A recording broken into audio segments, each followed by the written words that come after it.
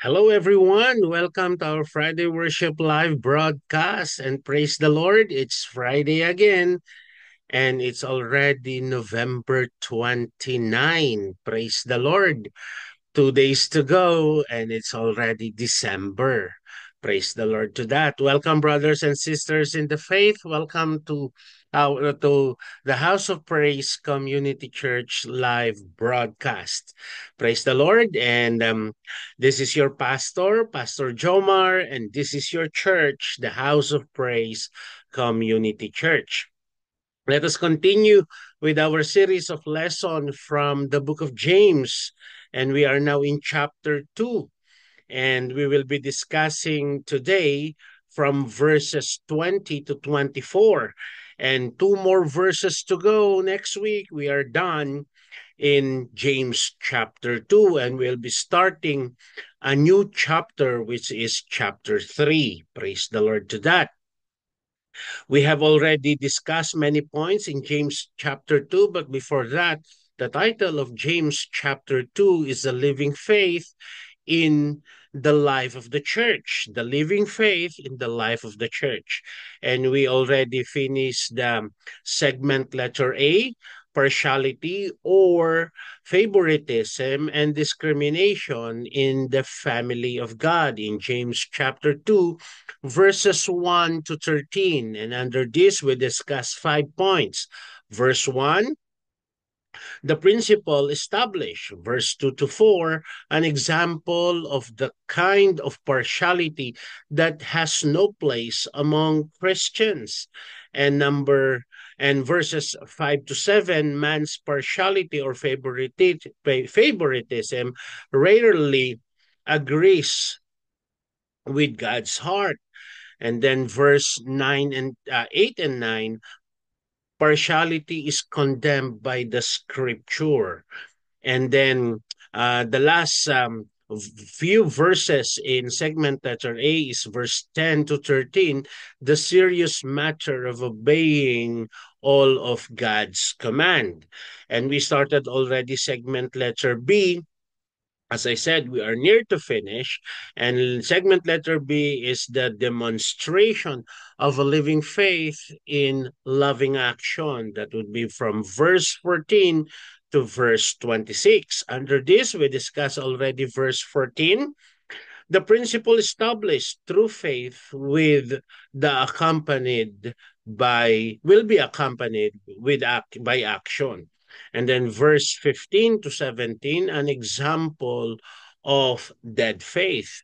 And last week we discussed verse 18 and 19, a living faith cannot be separated from works. And today's lesson, November 29, 2024, as a continuation of segment letter B, the demonstration of a living faith in loving action. Number 4 will be verse 20 to 24, Abraham as an example of living faith. Let us now read the basis of our message for today, and that will be found in James chapter 2, verse 20 to 24. We will be reading from New King James Version. Verse 20, you foolish people, do you want evidence that faith without deeds is useless?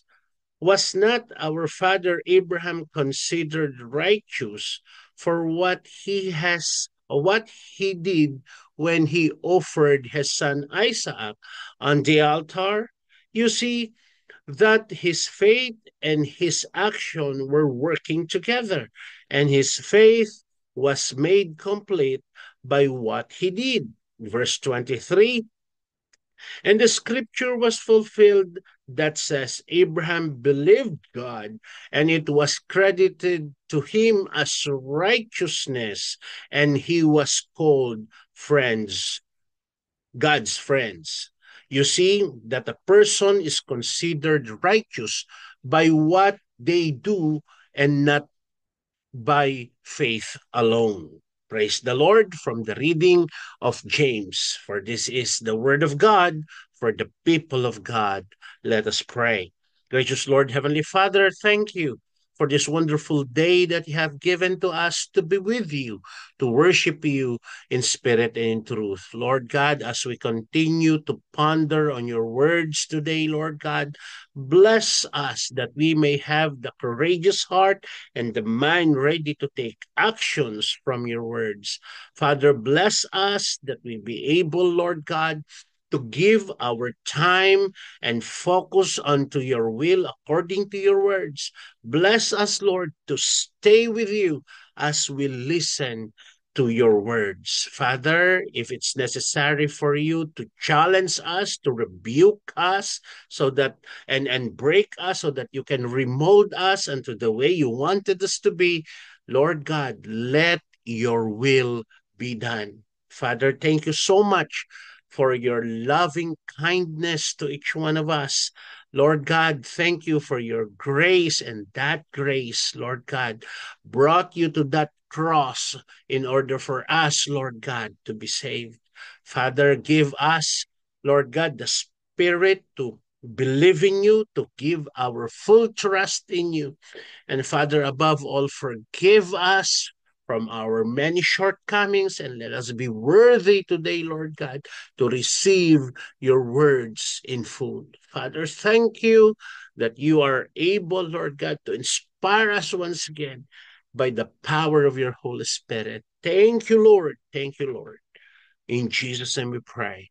Amen and amen. Hallelujah to that. Now let's, without much ado, let's start to discuss verse by verse onto our topic, Abraham as an example of living faith, from verses 20 to 24.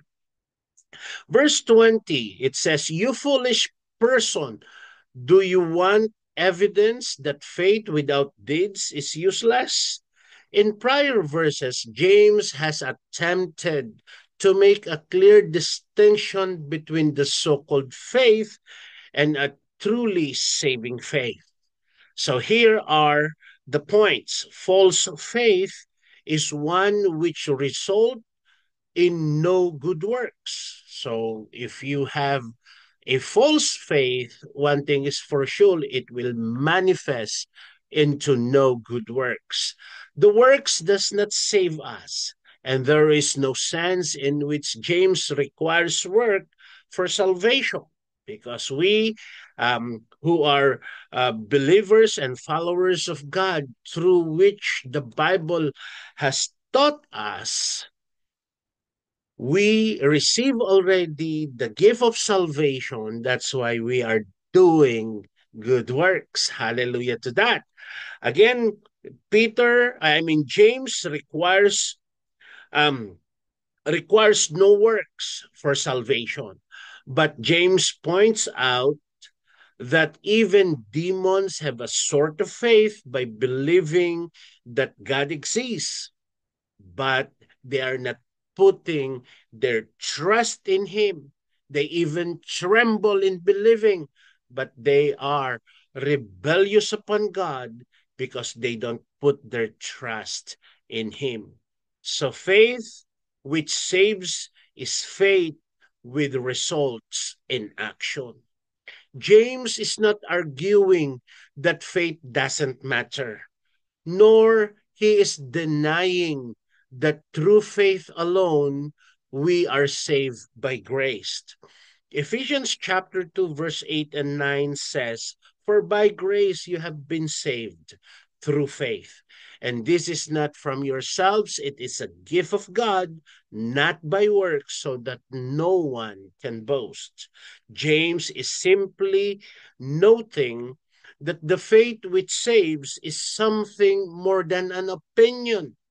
Instead, James is arguing for exactly what Paul wrote in Ephesians chapter 2, verse 10, that says, "For we are God's handiwork, created in Christ Jesus to do good works, which God prepared in advance for us to do."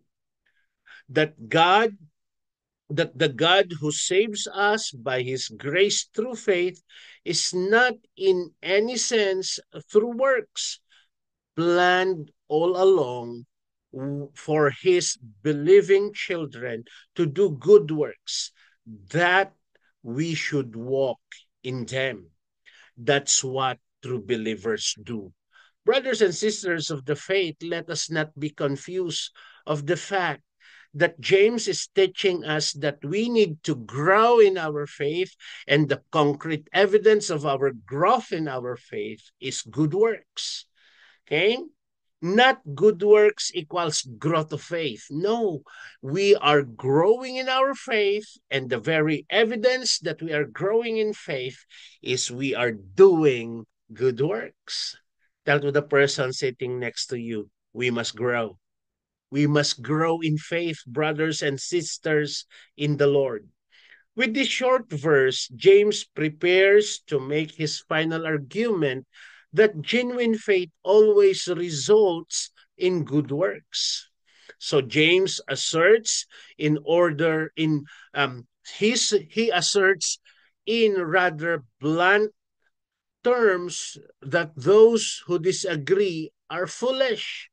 So if you disagree that you need to grow in your faith, and in that growth you do good works, if you disagree with that, James would implies that we are foolish. James asked his hypothetical foolish someone the source of the challenge in verse 18 that says, but someone will say, you have faith, I have deeds. Now, show me your faith without deeds, and I will show you my faith by my deeds.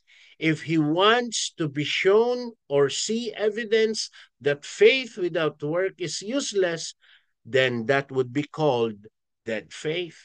Brothers and sisters of the faith in the House of Praise Community Church, let us be reminded of the very teaching of James that we need to grow in faith, and the concrete evidence of our growth in faith is we are doing good works. Hallelujah to that.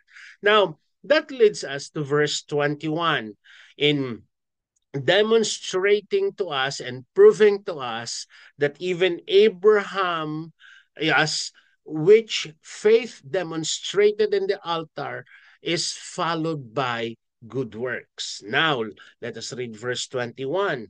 Was not our father Abraham considered righteous for what he did when he offered his son Isaac in the altar? So James continues to make the case that saving faith in God result in the believers doing good works. So works that not save, but they are the natural result of a faith which does. Now James turns to two examples of the Old Testament stories his Jewish readership would have known well. It's Abraham. Undeniably, every Jewish people knows Abraham. They know how he responded in faith and how his faith led him to put his trust in God, even at times that God is asking Abraham to offer his son Isaac. We'll see. So it's important that we read this verse in the context of the verses that will follow. James' point throughout his section has been that works flows naturally from saving faith. His teaching complements that of Paul's in Ephesians chapter 2, verse 8 to 10. Let us read Ephesians chapter 2, verse 8 to 10. For by grace you have been saved through faith. And this is not from yourself, it is the gift of God, not by works, so that no one can boast. Verse 10, for we are God's handiwork, created in Christ Jesus to do good works, which God prepared in advance for us to do. So in here, Ephesians chapter 2, verse 8 to 10, where Paul is clear that we are saved through faith by God's grace. and end up inevitably doing the good works that God has planned for us all along. So, if you believe in God, God has planned a good work for us. Okay? Because as we grow in our faith, it is a manifestation for us to be more loving, to be more kind, and even sometimes, God uses us to touch the lives of others, especially those who are in need. Some see a contradiction between Paul and James in this and the following verses. The confusion is understandable, but in the context of its passage, we see that there is no such error. Paul writes in Romans chapter 4, verse 1 to 5, that Abraham was justified by faith, not works. Let us read Ephesians chapter 4, verse 1 to 5. What then shall we say that Abraham, our forefather according to the flesh, discovered in this matter?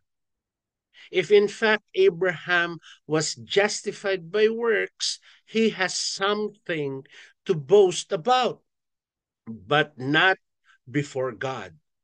What does Scripture says? Abraham believed God, and it was credited to him as righteousness.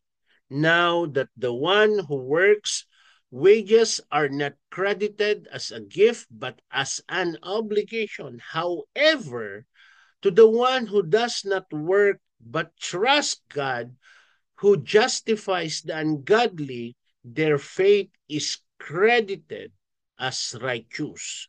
So here, James states clearly in the form of a question that Abraham was justified by works when he obeyed God's command to sacrifice Isaac until the moment God said stop in Genesis chapter 22. We know the story, how God challenged Abraham's faith. Okay? He waited so long, 100 years in waiting. But then again, you know, it's like 100 years because Sarah at that time is like 100 years old when he gave birth to Isaac. He is the flesh of his flesh. And then God tested him. When God asked him to offer his son, he didn't hesitate. When he is about to lay a knife to to Isaac, God stopped him. Then God provided a ram for them for them, Abraham and Isaac, to offer. You know, in that act of faith, Abraham does, in obeying God, in doing that, he was declared the righteousness of God. So here, James states clearly, really, that the faith should be followed by good works. Now, context, however, is crucial. All of James' words leading up to verse 21. What is in verse 21? Let us read. Was not our father Abraham considered righteous for what he did when he offered his son Isaac on the altar? Here we go. So, in that verse 21 have been about how works demonstrated saving faith. Paul used them Paul used the term justify to describe the formal process by which God declared a person righteous. This is clear from the context of his other words. Now, James, in this passage, has been describing the difference between a living faith and a dead faith. James is using the term justify to offer to proof in the eyes of the people. Paul and James are not contradicting each other. They're speaking of two different things. Here, James is pointing to Abraham's faith as the motivating power behind his works. James will also show that it was Abraham's belief that allowed him to be counted as righteous. Abraham's work were evidence of that faith and therefore evidence of his salvation. I hope and I pray one day we reach that kind of understanding that indeed we are designed by God to believe in Him, but in His design or in His plan, He never intended to manipulate us. That's why He gave us a free will. And as I'm always saying, even to my students, that we need to use our free will wisely. In Tagalog, gamitin mo yung free will mo ng matalino ko, ng may katalinuhan, in order for us to execute our free will correctly. And that's supposed to be good works. Well, using our free will correctly it will only happen if we receive Christ as our personal Lord and Savior. When we have that connection with God, surely enough, we can do good works. Verse 22, it says, you see, his faith and his action were working together, and his faith was made complete by what he did. Still, James is referring to Abraham. James cited the example of Abraham's obedience to God. Even when commanded to sacrifice his only son, he trusted God even the way through the moment where God said stop in Genesis chapter 22. James asserted in verse 21 that Abraham was justified by his action. Let us read again verse 21. Was not our father Abraham considered righteous for what he did when he offered his son Isaac on the altar? Based on context, James is referring to a different kind of justification than Paul uses in passages such as Romans chapter 4. According to James, Abraham's faith saved him, but his action, his works demonstrated his faith in God. In this verse, James makes that all the more clear. Abraham's obedience showed his active working faith. What about our faith? Do we have that active working faith? Where we are putting our trust? Is it in God? Are we waiting for God's leading, or we are now exerting human effort to answer a situation in our lives? Let us be the judge of our own self or our own life. Again, as to James' context regarding faith, his obedience completed or perfected his faith. The Greek word eteliote, which literally means to carry through to the end or to complete, as James has been saying, the natural result of saving faith is good works. So works doesn't cause saving faith, but saving faith causes good works. Those with saving faith in God will act on that belief. So it is now a test of faith. Are we living a saving faith, or are we living in dead faith? Verse 23. Okay? Let us now proceed to verse 23. And the scripture was fulfilled that says Abraham believed God, and it was credited to him as righteous, and he was called God's friend. One must be counted by God as righteous in order to be in relationship with him. It is a tantamount to the truth that even though we are joining church, some would even believe that to be a member of a church, they can be saved or salvation be found into your membership to your church. That is a tantamount unto the truth of God's design of salvation to each one of us. Even in John chapter 3, verse 16 would say, for God so loved the world that he gave his only begotten Son, that whoever believe in him, that's the key word there, whoever believes in him shall not perish but have everlasting life. It's not in the name of the church. It's not on a membership of a church. It's not in the church per se that you will be saved. Sorry. But in believing, whoever will believe in the Son of God will be saved.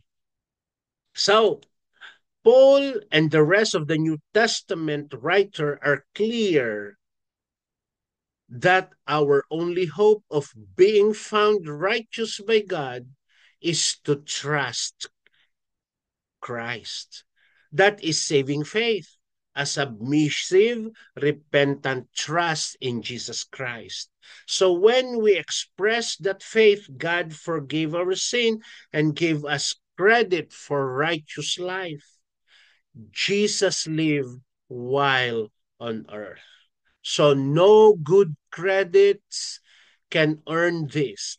Not and none are required to keep it. No, it's not good works. It's faith, and the byproduct is good work. So James also added that Abraham was called a friend of God.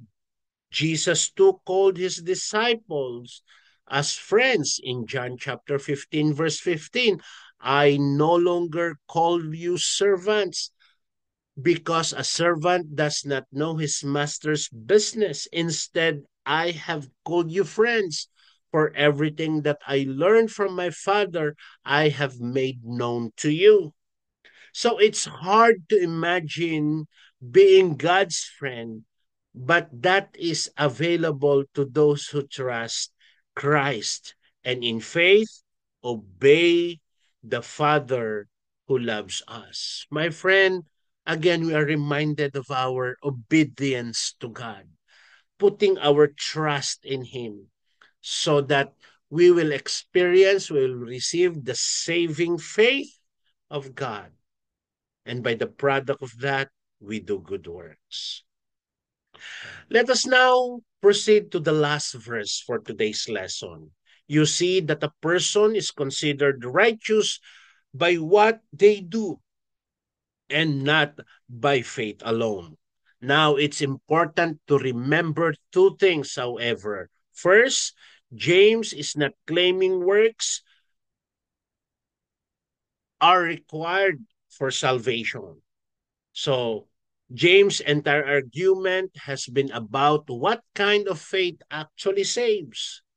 He is on the attack against the attitude that one can be saved by a faith that has no works. Again, James has stated repeatedly that such faith is dead. Such faith is useless. He even added, James is not saying that faith is not the means through which we receive God's grace. He is saying that a so-called faith which result in no action is not a genuine faith at all. So a works less faith cannot justify anyone. Second, it is important to remember this. James has been consistent in upholding faith as necessary for salvation. This includes his caught, his caught in verse 23 that Abraham was counted as righteous for believing God. So, context in this key of all Bible study, and especially for resolving apparent contradiction, Paul's writing, it is a clear he is describing justification in the sense of salvation, being declared righteous by God. However, James, according to his context, is referring to justification in the sense of proof for human beings. So faith saves, James says, by saving faith cannot be a mere intellectual opinion by which produces no resulting action. It's not only a wishful mind. We need to give in ourselves as we believe in God to do good works. Brothers and sisters of the faith, we can do in our small capacity and capability to demonstrate true faith through our good works. I hope and I pray that we are challenged, that we are inspired of the many teachings that God has brought us into this topic that we have today. Again, the verse that we are discussing is from verses 20 to verses 24, and the title of the topic that we have today is Abraham as an example of a living faith. Undeniably, Abraham has faith, and undeniably, he do good works. He obeyed God. Okay, what about us? How's the level of our obedience to the Lord, especially our good works, as a result of our living faith and saving faith from God?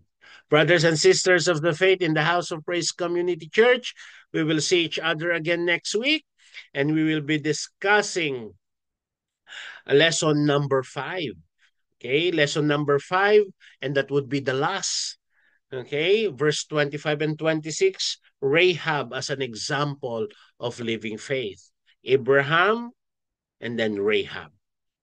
Let us now come to the Lord in prayer. Gracious Lord, Heavenly Father, thank you for bringing us together as one, as brothers and sisters, believing in you and putting our trust and our faith in you. That, Lord, challenging us to grow in faith by doing good works. Lord God, let us have this excitement to grow in faith, Lord, into the demonstration of good works. Father, excite us as we come again next week to worship you through listening to your words. And Lord, I pray, cover us all with your holy blood, Father. Thank you that you are instilling unto us the truth of your words. Thank you, Lord God. We bring back to all the praises and glory. In Jesus' name we pray. Amen and amen. Brothers and sisters of the faith of the House of Praise Community Church, we'll see again each other. And now let us declare, to God be the glory. Amen and amen. Hallelujah.